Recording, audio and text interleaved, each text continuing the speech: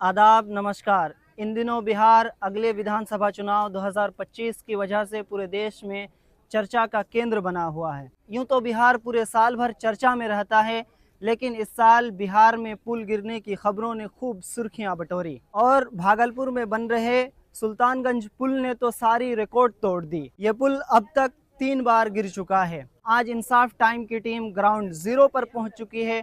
Ground zero से आपको दिखाएंगे कि यहाँ के स्थानीय लोगों को और गंगा पर आस्था रखने वाले पर्यटकों और श्रद्धालुओं को पुल ना बनने की वजह से क्या क्या परेशानियां हो रही हैं। और जैसा कि आप देख रहे हैं कि नाव में लोग पार हो रहे हैं, हम इनसे बात करेंगे कि वो किस तरीके से अपनी परेशानी का सामना करते हुए सफर करते हैं। आपको बता दें कि ये पुल जिस कंपनी के द्वारा बनाई जा रही है वो कोई छोटी मोटी कंपनी नहीं है। एसपी सिंगला प्राइवेट लिमिटेड एक ऐसी कंपनी है जो भारत में कई बड़े बड़े पुल बना चुका है, लेकिन इस 3 किलोमीटर का पुल अब तक मुकम्मल नहीं कर पा रहा है। आपको देख रहे हैं कि बाइक से आप पास हो रहे हैं नाव से, ये पुल नहीं बन रहा है।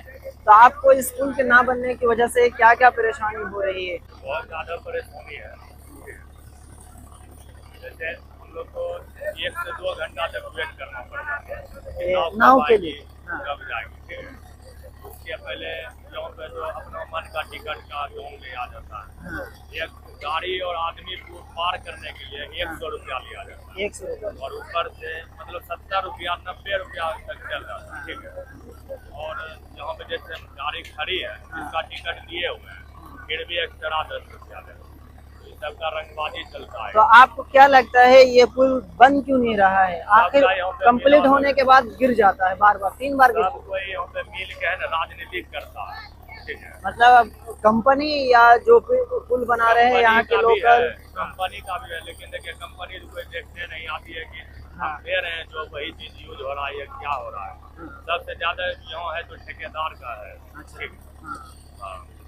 इसके अंदर से मजदूर मर गया तब। ठीक है। ये जो अभी गिरा हुआ है ना, हाल फिलहाल में गिरा हुआ है। ठीक है। इसके अंदर में 2 मजदूर डूब के मतलब मर गया, उसका कोई नहीं देखा। ठीक है।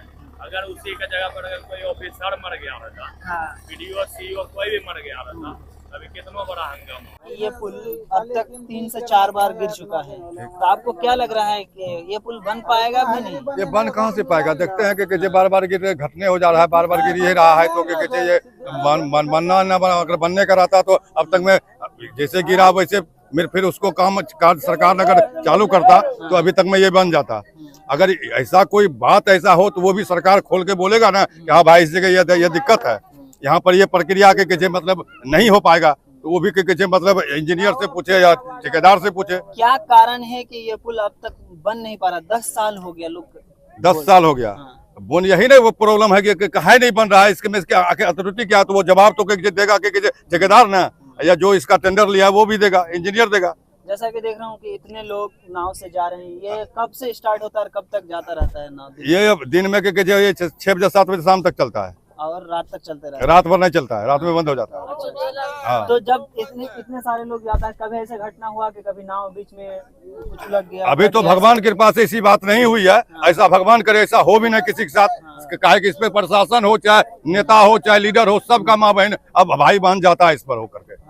ऐसा है कि मतलब दुर्गति ना हो इस देश का, कि कल दिन किसी का बीबी रोना पड़े, बच्चा रोना पड़े। हम लोग के डर के मारे हम लोग जैसे अभी हवा चल रहा है, हम लोग को डर है कि कहीं पानी में ऊपर नहीं मार दे, लेकिन कृपा गंगा मैया का है, हम लोग को सही सलामत टपा देता है, हम लोग टप जाते हैं।